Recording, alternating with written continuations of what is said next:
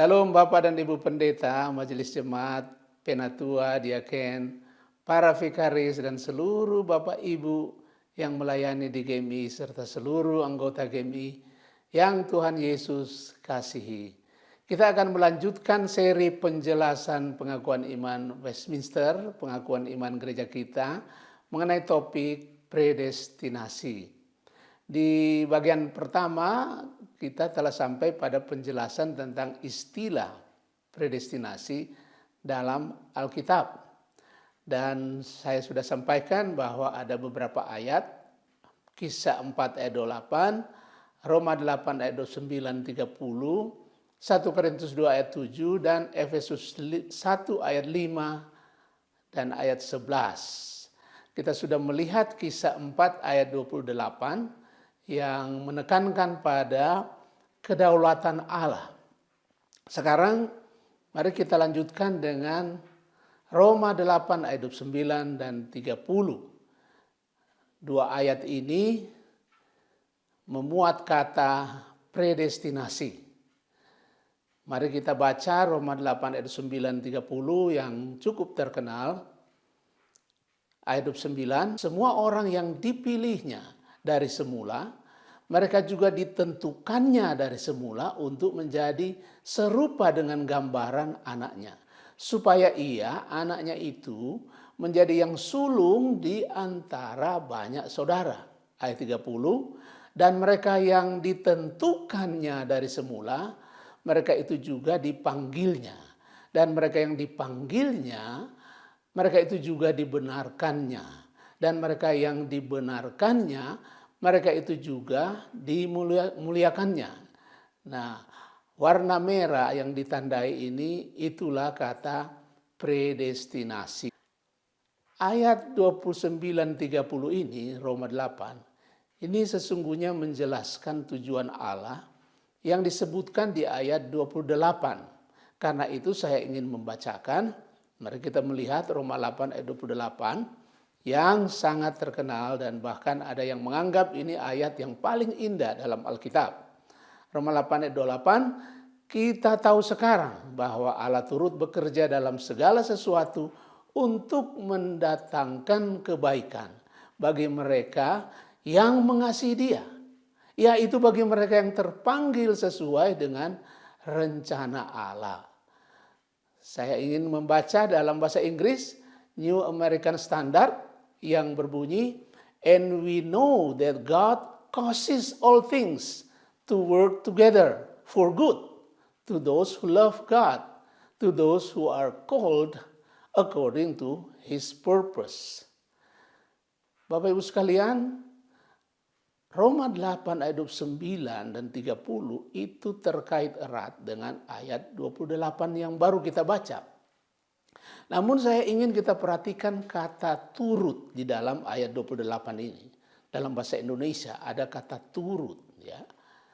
Kata turut ini tidak berarti bahwa tindakan manusia atau segala sesuatu terjadi lebih dahulu. Kemudian Allah mengikuti dari belakang, turut atau campur tangan. Kita bisa mengerti seperti itu. Namun kalau kita perhatikan seluruh terjemahan bahasa Inggris, menekankan di sana Allah bekerja atau Allah menyebabkan, ya. God causes all things to work together. Jadi Allah menyebabkan segala sesuatu bekerja bersama untuk kebaikan orang-orang yang mengasihi. Jadi bukan kita lebih dulu bekerja dan Tuhan turut bekerja dengan kita, atau segala sesuatu terjadi dan Allah turut di dalamnya. Turut dalam pengertian ikut. Bukan demikian. Melainkan dapat kita katakan atau tegaskan bahwa Allah adalah first cause dan segala sesuatu yang terjadi itu second causes.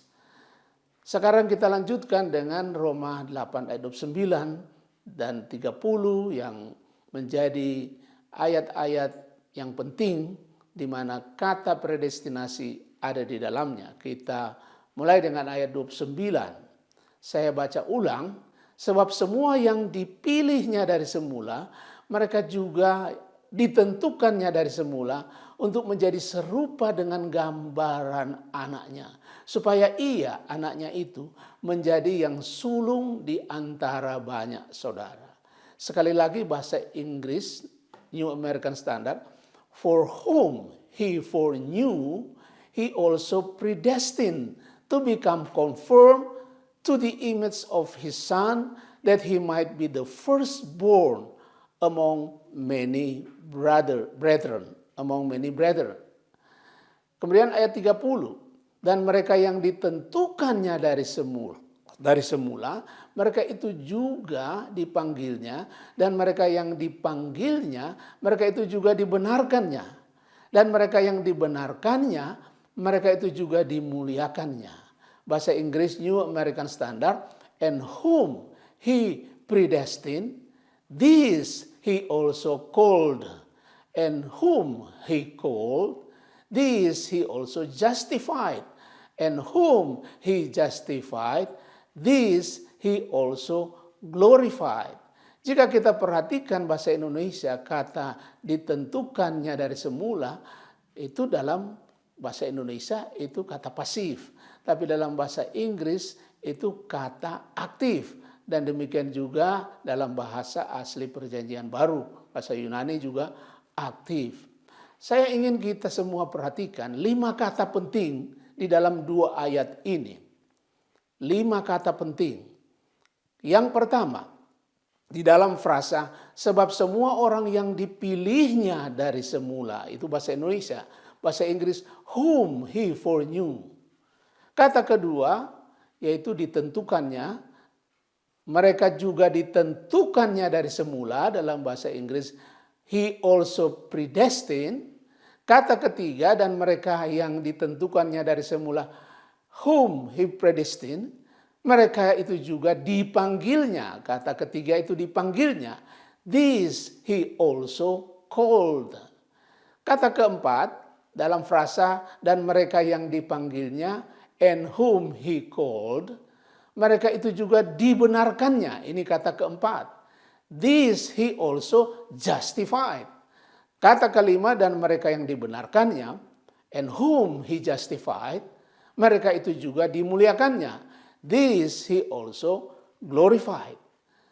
Bapak Ibu sekalian, saudara-saudara, 5 kata kerja ini sangat penting, dan ini dikenal dengan sebutan the golden chains of salvation. Juga disebut ordo salutis atau the order of salvation. 5 kata ini sangat penting untuk mengerti konteks daripada kata predestinasi di dalam 2 ayat ini. Jadi the golden chains of salvation. Kata pertama foreknew, ya, for knowledge, ya, lengkapnya. Kata kedua predestined atau predestination. Kata ketiga called, dikenal dengan effectual calling. Kata keempat justified atau justification. Kata kelima glorified atau glorification. Saudara-saudara, pandangan predestinasi prescient atau prescience yang kita sudah lihat, apa pandangan itu, nanti kita lihat lagi, itu didasarkan pada chains atau rantai 1 dan 2, yaitu foreknew atau foreknowledge dan predestined atau predestination. Nah, ini dia pandangan prescience untuk mengingatkan kita kembali, atau prescience, ya, view itu. Mereka berpandangan demikian. Dalam kekekalan, Allah melihat, ya, terowongan waktu dan mengetahui sebelumnya siapa yang akan meresponi Injil secara positif dan siapa tidak. Allah mengetahui sebelumnya siapa yang akan beriman dan siapa tidak. Di atas prapengetahuan inilah, foreknowledge ini, Allah memilih sebagian manusia. Dia memilih mereka karena dia tahu sebelumnya mereka akan beriman. Dia tahu siapa yang akan memenuhi syarat pemilihan, dan di atas dasar prapengetahuan itu, dia memilih mereka. Demikian pandangan prescience atau pandangan prescience. Nah, dalam Roma 8 ayat 29, memang ini ada kata yang kita lihat itu foreknowledge, itu mendahului predestined. Ya. Ini ayat menjadi ayat favorit dari pandangan prescient. Itu. For whom he foreknew, he also predestined to become conformed to the image of his son, that he might be firstborn among many brethren. Jadi kita perhatikan bahwa kata prapengetahuan atau foreknowledge, pengetahuan Allah, mendahului predestination. Karena itu para penganut ya, pandangan prescience atau prescience beranggapan bahwa foreknowledge, prapengetahuan Allah adalah dasar dari predestinasi. Apakah itu yang Rasul Paulus maksudkan dalam dua ayat ini, Roma 8, 29, 30. Roma 8 ayat 29 jika kita meneliti secara teliti, secara dalam, tidak mengatakan bahwa prapengetahuan adalah dasar dari predestinasi.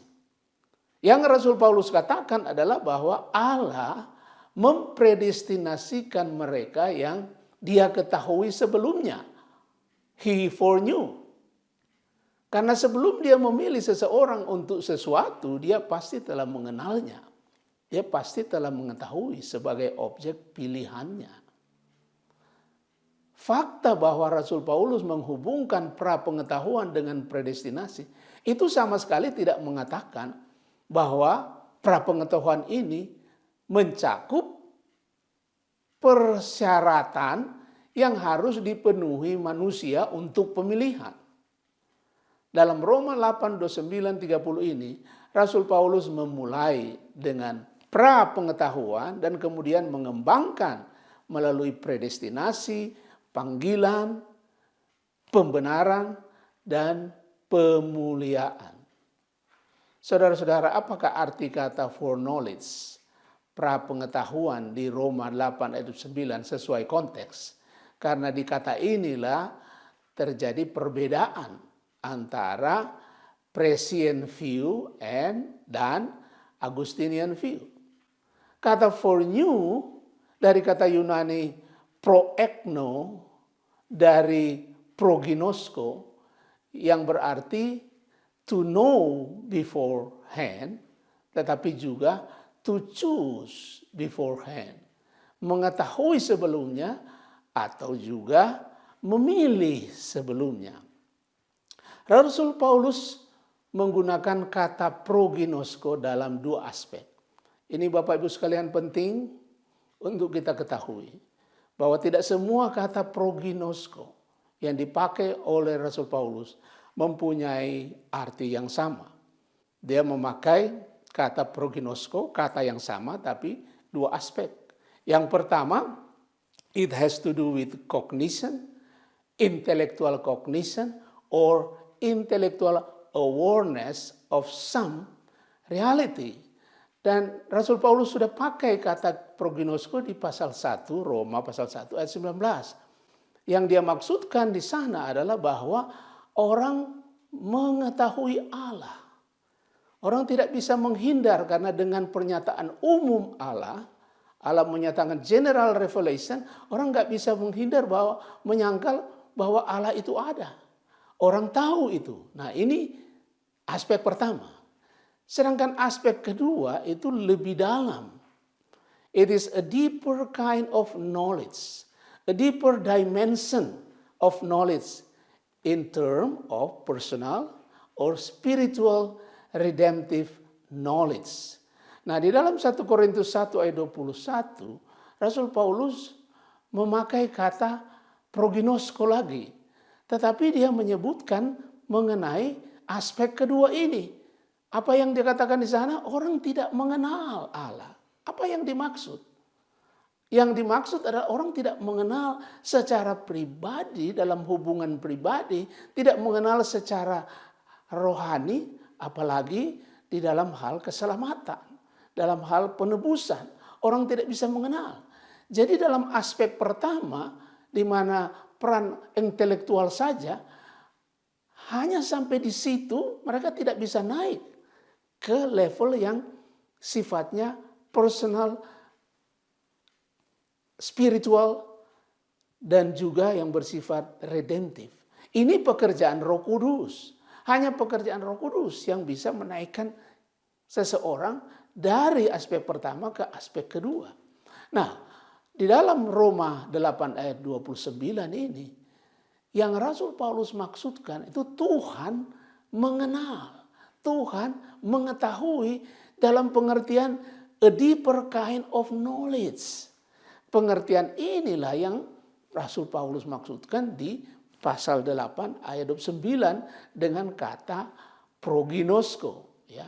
Jadi kata ginosko, saudara-saudara, dalam Alkitab, dalam perjanjian lama itu kata yada.